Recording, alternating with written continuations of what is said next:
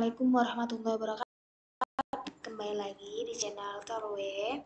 Kali ini saya akan membahas soal SKB Bidan sesuai Permenpan RB 2021. Nah, soal-soal yang akan tayang nanti teman-teman adalah soal yang sering keluar di SKB sebelumnya dan tidak menutup kemungkinan tahun ini juga keluar ya teman-teman. Seperti biasa, sebelum kita masuk membahas soal-soalnya, teman-teman jangan lupa like, share, komen, dan subscribe ya teman-teman, supaya saya juga semangat membuat video-video selanjutnya. Jangan lupa juga klik loncengnya agar kalian mendapatkan notif dari video-video terbaru dari channel ini. Oke, kita langsung membahas soalnya. Nyonya S, usia 29 tahun, G1P0A0. Hamil 38 minggu, datang ke BPM dengan keluhan perut mulas. Setelah dilakukan pemeriksaan fisik, didapatkan penurunan kepala pada bidang yang terbentang setinggi pinggir bawah simfisis, yaitu disebut A HOT1, B HOT2, C HOT3, D HOT4, atau E HOT5. Jawabannya adalah B ya teman-teman, HOT1. Maaf, jawabannya B, HOT2 ya teman-teman. Jadi, HOT1 itu bidang yang setinggi pintu atas panggul atau PAP yang dibentuk oleh promontorium, articulatio sacroiliaca, sayap sakrum, linea innominata, ramus superior os pubis, dan tepi atas simfisis pubis. Kalau HOT2, dia setinggi pinggir bawah simfisis pubis terhimpit dengan PAP atau HOT1. Kemudian kalau HOT3 setinggi spine sciatica berhimpit dengan PAP atau HOT1. Nah, HOT4 ini bidangnya setinggi ujung os oksigis berhimpit dengan PAP, itu HOT1. Oke. Nyonya S baru melahirkan anak pertamanya 6 hari yang lalu. Pasien mengatakan pusing, putingnya lecet dan terasa nyeri. Bayinya rewel ketika menyusu dan pipinya tampak kempot saat menyusu dan ASI yang dihasilkan hanya sedikit. Penyebab pada kasus tersebut adalah A. Memberikan MPASI, B. Menganjurkan ibu mandikan bayi, C. Posisi menyusu yang kurang tepat, D. Menganjurkan ibu istirahat, atau E. Menganjurkan ibu kontak skin to skin. Ya. Jawabannya adalah C ya, posisi menyusu yang kurang tepat. Pada umumnya, penyebab puting lecet di awal menyusu adalah posisi melekatnya bayi saat menyusu yang salah, atau karena bayi tidak menghisap dengan baik ya. Sehingga terjadi apa? Pengeluaran ASI-nya sedikit karena cara menyusunya tidak betul, menimbulkan pipinya tampak kempot saat menyusu ya. Akan tetapi bayi dapat belajar dengan sendirinya cara menyusu yang baik dan benar. Oke. Nyonya D telah memasuki salah satu fase laten. Dari hasil pemeriksaan terdapat peningkatan tekanan darah. Peningkatan tekanan darah selama uterus berkontraksi pada kelas 1 disebabkan karena A. Tidak adanya kontraksi uterus, B. Terjadinya peningkatan filtrasi glomerulus, C. Terjadinya peningkatan aliran darah, D. Rasa sakit atau nyeri, takut dan cemas, atau E. Terjadinya metabolisme kardiak output. Jawabannya adalah D ya teman-teman, rasa sakit atau nyeri, takut dan cemas ya. Tekanan vena istemik meningkat saat darah kembali dari vena uterus yang membengkak. Pada kelas 1, sistolik rata-rata meningkat 10 mmHg dan tekanan distolik rata-rata meningkat sebesar 5-19 mmHg selama kontraksi. Tetapi tekanan tidak banyak berubah. Di antara waktu kontraksi kala 2 terdapat peningkatan 30 atau 25 mmHg selama kontraksi dari 10 atau 5 sampai 10 mmHg. Tekanan darah meningkat selama kontraksi. Kenaikan sistolnya 15, ya ringnya 10 sampai 20 mmHg. Kenaikan diastolnya 5 sampai 10 mmHg. Di antara kontraksi tekanan kembali pada level sebelum persalinan. Posisi berbaring miring akan mengurangi terjadinya perubahan tekanan darah selama proses kontraksi. Kemudian rasa nyeri atau sakit, takut, dan cemas juga dapat meningkatkan tekanan darah tinggi atau meningkat. Peningkatan metabolisme karbohidrat pada masa persalinan ditandai dengan adanya A. Peningkatan volume pernafasan, B. Peningkatan motilitas lambung, C. Peningkatan suhu badan, nadi pernafasan, dan cardiac output, D. Kenaikan detak jantung selama uterus berkontraksi, atau E. Peningkatan volume cairan. Jawabannya adalah C ya teman-teman, peningkatan suhu badan ibu, nadi pernafasan, dan cardiac output. Pada saat mulai persalinan terjadi penurunan hormon hormon progesteron ya, yang menyebabkan perubahan pada sistem pencernaan menjadi lebih lambat, sehingga makanan lebih lama tinggal di lambung. Akibatnya banyak ibu bersalin yang mengalami konstipasi ya teman-teman, atau obstivasi atau peningkatan getah lambung sehingga terjadi mual dan muntah. Metabolisme karbohidrat aerob dan anaerob meningkat secara perlahan yang terjadi akibat aktivitas otot rangka dan kecemasan ibu. Peningkatan ini ditandai dengan adanya peningkatan suhu badan ibu, nadi, pernafasan, cardiac output, dan hilangnya cairan. Berikut yang merupakan bentuk perubahan psikologis ibu bersalin di kala 2.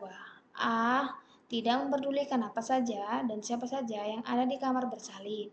B. Kecemasan dan ketakutan pada dosa atau kesalahan. C. Ketakutan menghadapi kesulitan dan risiko bahaya melahirkan bayi. D. Menimbulkan rasa tegang, takut, kecemasan, dan konflik batin. Atau E. Kegelisahan dan ketakutan menjelang kelahiran bayi.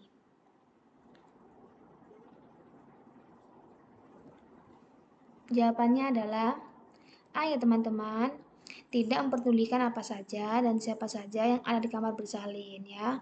Perubahan psikologis ibu ya bersalin di kala 2. Pada masa persalinan seorang wanita akan tenang dan bangga akan kelahiran bayinya. Tapi ada juga yang merasa takut. Adapun perubahan psikologis yang terjadi adalah sebagai berikut. Panik dan terkejut dengan apa yang terjadi pada saat pembukaan lengkap. Bingung dengan adanya apa yang terjadi pada saat pembukaan lengkap. Frustasi dan marah. Tidak memperdulikan apa saja dan siapa saja yang ada di kamar bersalin. Kemudian rasa lelah dan sulit mengikuti perintah. Indikator dari presentasi muka adalah A. Teraba sakrum, B. Teraba puncak siniput.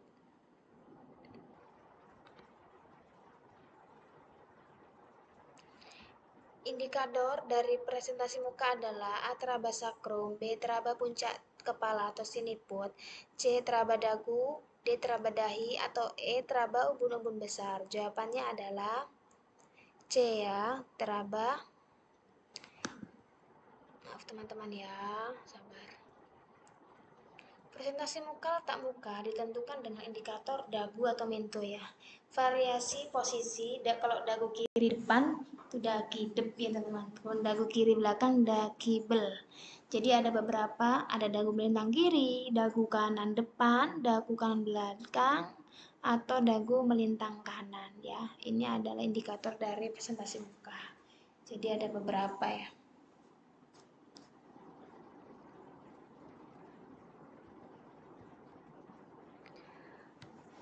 Pada asuhan kebidanan pada masa persalinan yang dapat diberikan bidan sebagai kebutuhan dasar ibu bersalin adalah A. Menganjurkan ibu tidur dalam posisi terlentang, B. Posisi dan ambulasi, C. Memberikan dukungan material, D.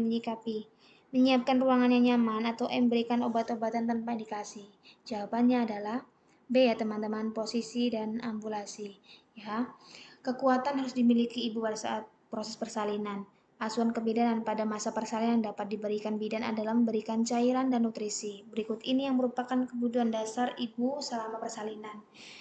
Dukungan fisik dan psikologis, kebutuhan cairan dan nutrisi, kebutuhan eliminasi, posisi dan ambulasi, kemudian kebutuhan pengurangan rasa nyeri. Nyonya H baru saja melahirkan secara spontan, maaf teman-teman.